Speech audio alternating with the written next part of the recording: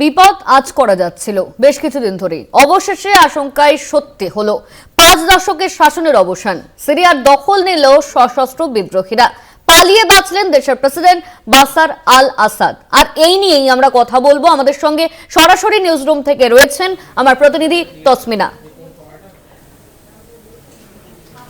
একদমই অনন্যা, যেমনটা তুমি জানালে এই মুহূর্তে, তবে এই মুহূর্তে যে খবর জানিয়ে রাখবো যে সিরিয়ার যে প্রেসিডেন্ট তিনি এই মুহূর্তে দেশ ছেড়ে পালিয়ে গেছেন। তবে কোন পথে পালিয়েছেন, কিভাবে পালিয়েছেন, তিনি এই মুহূর্তে কোথায় রয়েছেন তা কিন্তু এখনো পর্যন্ত স্পষ্ট জানা যায়নি। আর এটা নিয়েই আমরা কথা বলবো। আমাদের সঙ্গে নিউজ রুম থেকে রয়েছে কলকাতা টিভির পলিটিক্যাল এডিটর আশিস চট্টোপাধ্যায়। আশিস দা, আপনার কাছে প্রথমেই যেটা জানতে চাইবো যে সিরিয়ার প্রেসিডেন্ট তিনি কোন পথে পালিয়ে গেলেন এবং কারা তাকে আশ্রয় দিতে পারে, অর্থাৎ কোন দেশ তাকে আশ্রয় দিতে পারে? দেখো, এই ব্যাপারে ধোঁয়াশা এবং রহস্য রয়েছে। এই রহস্য কতদিনে মিটবে বা আদৌ মিটবে কিনা সেটা অনিশ্চিত। প্রথমেই জানিয়ে রাখি যে রাশিয়া দাবি করেছে যে বাশার আল আসাদ সিরিয়ার এখন প্রাক্তন প্রেসিডেন্ট, তিনি নিজেই শান্তিপূর্ণভাবে ক্ষমতা হস্তান্তরে রাজি হয়েছিলেন এবং তিনি নিজেই ক্ষমতা ত্যাগ করার কথা জানিয়ে দেশত্যাগের সিদ্ধান্ত নেন। এটা রাশিয়ার সূত্রে জানানো হয়েছে। কিন্তু আসাদ কোথায় গেছেন, মস্কো গেছেন কিনা, এসব ব্যাপারে রাশিয়া কোনো অবস্থান নেয়নি।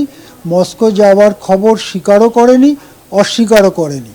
এখন কোন পথে আসাদ পালালেন, যে প্রশ্নটা তুমি করলে, সেই প্রশ্নটা নিয়ে এখন খুবই শোরগোল হচ্ছে, চারদিকে খোঁজ খবর চলছে। একটা সূত্র বলছে যে রাশিয়ার একটি নৌঘাঁটি, আমরা জানি যে সিরিয়াতে প্রাক্তন সোভিয়েত ইউনিয়নের দেশগুলো ছাড়া একটি মাত্র দেশে রাশিয়ার নৌঘাঁটি রয়েছে, সেটা হচ্ছে সিরিয়া। সেই সিরিয়ার যে মধ্যে অবস্থিত রাশিয়ার নৌঘাঁটি, সেখানে আসাদ যান। সেখানে আসাদ কিভাবে যান? সম্ভবত একটি হেলিকপ্টারে যান অথবা বিমানেও যেতে পারেন। এ বিষয়ে নিশ্চিতভাবে কোনো খবর পাওয়া যাচ্ছে না। রাশিয়ার এই নৌঘাঁটিতে পৌঁছানোর পরে মস্কো যাবার জন্য কোনো বিমান ধরেছেন আসাদ এবং তার পরিবারের লোকজন।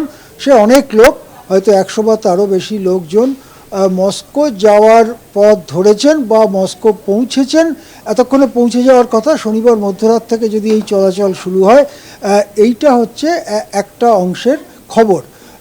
মার্কিন সূত্রগুলো বলছে যে আসাদের দামাস্কাস ত্যাগের বিষয়টা তারা জানেন এবং তিনি যে ওই রাশিয়ার নৌঘাঁটিতে যাচ্ছেন এইরকম খবর তারা জানেন।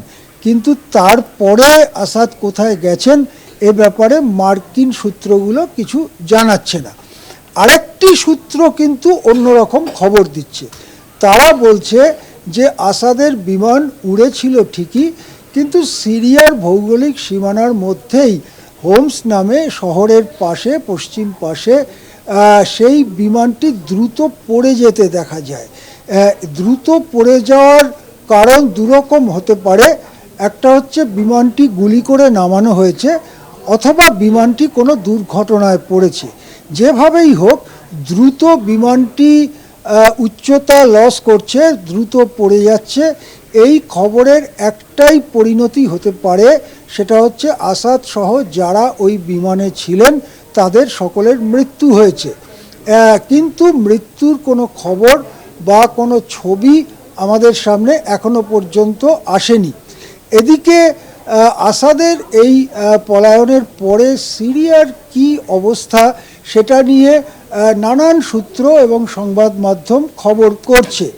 একটি খবর এইরকম লাইনে হচ্ছে যে আসাদ চলে গেলেও আসাদের যিনি প্রধানমন্ত্রী ছিলেন আসাদ সরকারের, এবং বাথ পার্টি, আসাদের যে পার্টি, সেই বাথ পার্টির অন্যতম নেতা আল জলিল, তিনি এই সিরিয়া ত্যাগ করতে অস্বীকার করেন।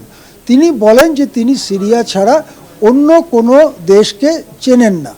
এই অবস্থায় তিনি বিদ্রোহীদের সঙ্গে আলাপ আলোচনা এবং শান্তিপূর্ণ পথে যা করার করা হোক এই রকম কথায় জোর দেন।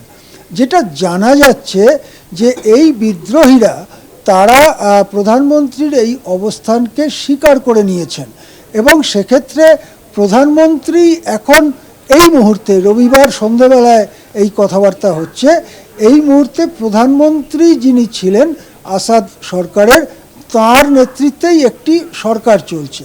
সরকারটিকে ট্রানজিশনাল গভর্নমেন্ট বলা যেতে পারে। এই সরকার এই যে বিদ্রোহী গোষ্ঠী, সেই বিদ্রোহী গোষ্ঠীর কাছে অর্থাৎ তাহরির এল শাম এই বাহিনী তাদের কাছে ক্ষমতা হস্তান্তর করার ব্যাপারে রাজি হয়েছেন এবং সেই ক্ষমতা হস্তান্তরিত হবার উদ্যোগ শুরু হয়েছে। সেটা যদি হয় তাহলে এই যে বিদ্রোহী বাহিনী, তার যে প্রধান নেতা, তার নাম শেখ আবু মোহাম্মদ আল জোলানি, তাকে ক্ষমতা হস্তান্তর করবেন সিরিয়ার প্রধানমন্ত্রী গাজী জলিল। সিরিয়ার প্রধানমন্ত্রী গাজী জলিল এই ক্ষমতা হস্তান্তর করলে সেটাকে একটা আইনি মোড়কে ক্ষমতা হস্তান্তর হয়েছে এই রকমটা দেখানোর চেষ্টা করা হতে পারে এবং সে চেষ্টা করা হচ্ছেও। সেদিক থেকে প্রধানমন্ত্রী ক্ষমতা তুলে দিয়েছেন এই রকম কথা বলা হচ্ছে। অন্যদিকে আরেকটি খবর আসছে যেটাও যথেষ্ট উদ্বেগজনক, সেটা হচ্ছে ইসরায়েলের অধিকৃত আরব এলাকা, যেটাকে গোলান হাইটস বলে বর্ণনা করা হয়, তার নাম গোলান হাইটস। সেখানে একটি ডিমিলিটারাইজড জোন আছে যেখানে কোনো দেশের বাহিনী নেই, সেখানে রাষ্ট্রসংঘের শান্তি বাহিনী আছে।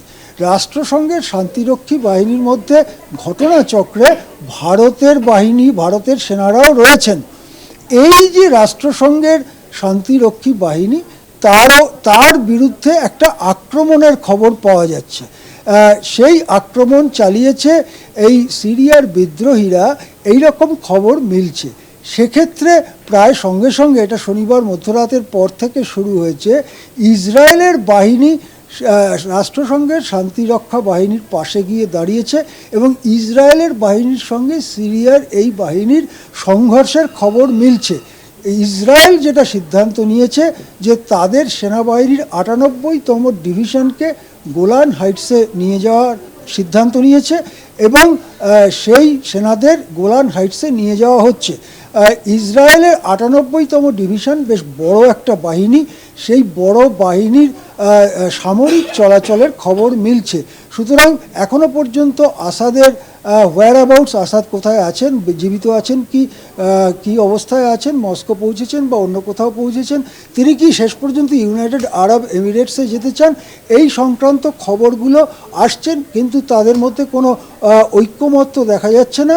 অন্যদিকে ইসরায়েল গোলান হাইটসে বড় ধরনের সেনা চলাচল শুরু করেছে, এই খবর মিলছে। হ্যাঁ, একদমই আশিসদা। অনন্যা, যেমনটা আশিসদা আমাদের জানলো যে আসাদ এই মুহূর্তে কোথায় রয়েছেন, তাকে কি মস্কো আশ্রয় দিয়েছে না অন্য কোনো দেশ আশ্রয় দেবে তা কিন্তু এখনো জানা যায়নি। তবে এইদিকে অবশ্যই আমাদের নজর থাকবে, পরবর্তীতে আমরা আবার এই খবরের আপডেটে আসবো। অনন্যা, ধন্যবাদ তোমাদের দুজনকে। আমাদের সঙ্গে নিউজ রুম থেকে ছিলেন আমার প্রতিনিধি তসমিনা এবং আমাদের পলিটিক্যাল এডিটর আশিস চট্টোপাধ্যায়।